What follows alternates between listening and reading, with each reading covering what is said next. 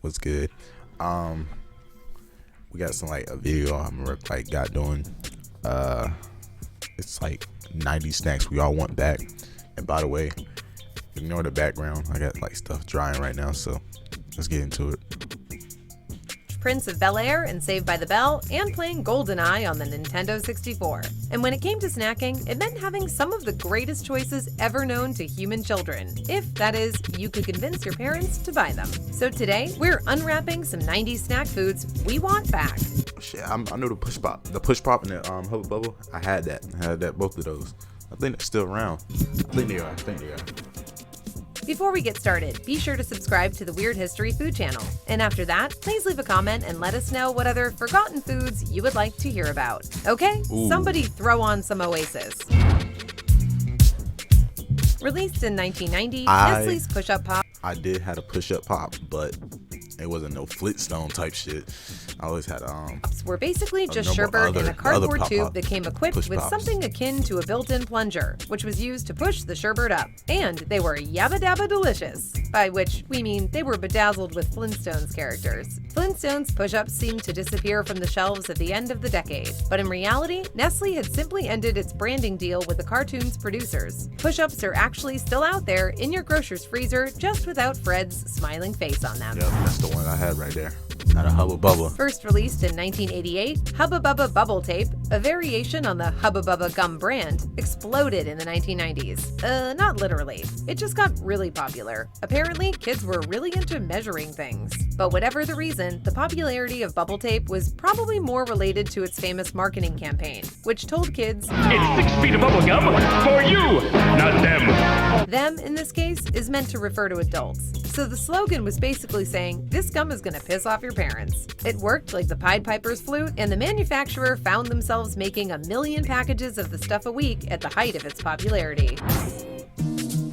Fruit roll-up. Although the idea of so-called fruit leather actually goes back at least back to the turn of the 20th century. General Mills didn't introduce the world to fruit roll-ups until 1983. Once they did though, the snack, which was basically just fruit-flavored corn syrup dried in a flat circular shape on a piece of cellophane, could quickly be found in almost every supermarket in America. For a brief time between 1994 and 1996, General Mills partnered up with Nickelodeon to make fruit roll-ups that were branded with animated characters from shows like Doug, Rocko's Modern Life, and Real Monsters. There was even a limited edition slimy, grimy green flavor celebrating the network's infamous green slime. The end result looked like chowing down on a square of Shrek's pelt. Who wouldn't want to eat that?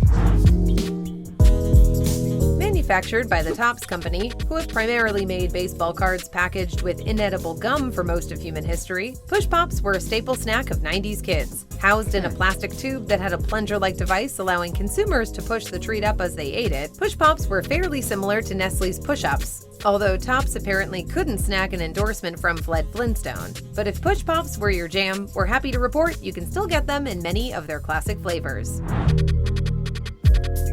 The hyperactive brainchild of General Mills, Squeeze-Its were a juice-like drink that came in a plastic bottle, and in order to drink it, you had to, well, squeeze it. Although they were actually introduced in the 1980s, Squeeze-Its rose to popularity in the 90s, thanks to a weird series of commercials in which kids chased down terrified, anthropomorphized I never had these before. Are they good?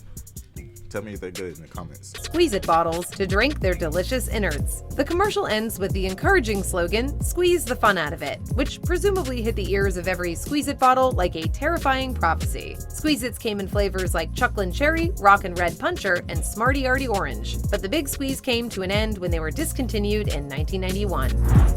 That's why.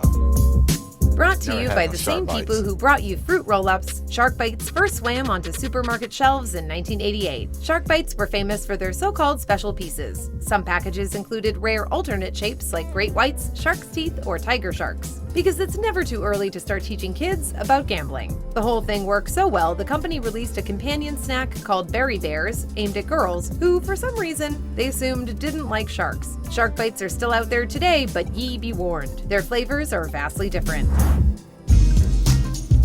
Hubba Bubba Ouch bubblegum was sold in tin containers that were made to resemble Band-Aid boxes, for that weird kid in class who liked to eat Band-Aids. Also, each individual stick of gum was wrapped in paper like a Band-Aid to complete the illusion. And like actual Band-Aids, the gum was sugar-free, but unlike actual Band-Aids, it came in flavors like grape, watermelon, sugar, and bubble. If this was one of your favorites, however, we're sorry to report the bizarre gum was discontinued in the late 2000s. Damn. Lunchables were brought to you by Oscar Mayer, the first and last name in bologna, and first hit supermarket shelves in 1988, going nationwide in 1989. Conceived as a way to sell more bologna and marketed as a way to help moms save time making lunch, Lunchables were a massive hit. They sold over 1.5 billion units in their first decade and proliferated into a variety of flavors, including the now legendary pizza. Introduced in '96, pizza Lunchables were little snack packs that came with a small piece of crust, some sugary tomato sauce, 3 slices of pepperoni, some mozzarella cheese, and a cool red wand to spread the sauce. The wand is long gone, but otherwise, pizza Lunchables are still available. Though they were created in Taiwan as early as 1975, Warheads weren't imported to the United States until 1993. Warhead's still around. I had one the other day. That was very good. It was very good. It makes sense that the candy king of schoolyard legend would have a vague backstory like Rambo. Flavored with citric and malic acid, they have a pronounced sour taste. The flavor's intensity fades after 5 to 10 seconds, but most people had already spat them out by then, despite, or more likely because of, a warning on the package that read, "Eating multiple pieces within a short time period may cause a temporary irritation to sensitive tongues and mouths." 90s kids would often hold contests to see who could eat the most Warheads at once. If you were one of those kids, we recommend getting back in fighting shape, because Warheads are still around today.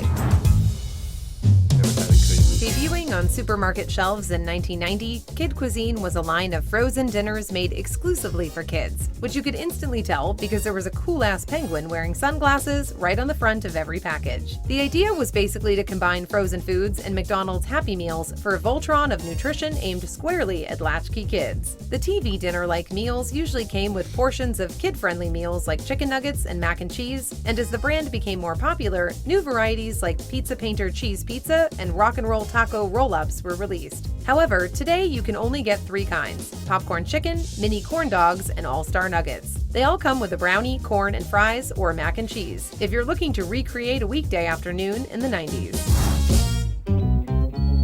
Kids like to play with their food. It's one of the immutable laws of the universe put forth by Isaac Newton. General Mills sought to capitalize on that universal truth by releasing Fruit String Thing, which comes from the same general Fruit Goop family of snack foods that include fruit roll-ups and shark bites. This time, the mixture was poured onto a paper backing in ropey tangles and swirls that kids could peel off the card as a single long strand or in bits and pieces. In fact, commercials for String Thing emphasize the creativity inherent in choosing how to eat one. While the standard form resembled string, the product also came in. I had those, but it's not really that good to me. They're not really good at all. It's just not that good, you know? It's just not good at all. Designs like rocket ships and bicycles for kids with less imagination. But to the disappointment of kids everywhere, the product was discontinued sometime in the mid-2000s. Nestle's Butterfinger is a chocolate bar with a weird, flaky orange, peanut butter flavored filling that, believe it or not, has been around since 1922. When a product is a 70-year bestseller, you don't mess with the recipe, but you do try a spin-off. So in 1992, Nestle rolled out Butterfinger BBs. Introduced to the world through a high-profile advertising blitz starring The Simpsons, Butterfinger BBs were marble-sized nuggets of chocolate and peanut butter, presumably created to answer the question, what if Butterfingers were more of a choking hazard? The candy had a good run, but was discontinued in 2006, at which point we assume Bart finally had that cow. Nobody likes a flat Dorito. That's apparently what the brand was thinking when Doritos 3D debuted in 1998. Likely created to compete with snacks like Bugles, this version of the popular tortilla chip was basically just a puffed-up Dorito. Like it had an allergic reaction to nacho cheese. It came in 3 flavors, including Zesty Ranch, Jalapeno Cheddar, and the old Doritos mainstay, Nacho Cheese. The line was discontinued pretty much everywhere but Mexico in 2004. But if you're one of the people who just can't stand 2D Doritos, take heart. In 2021, the company brought the 3D version back in 2 flavors, chili cheese nacho and spicy ranch.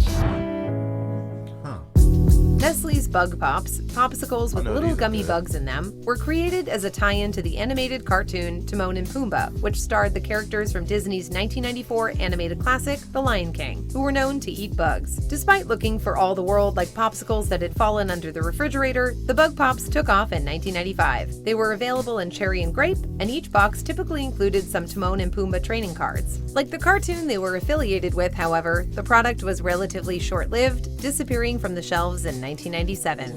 That was really quick. Really quick.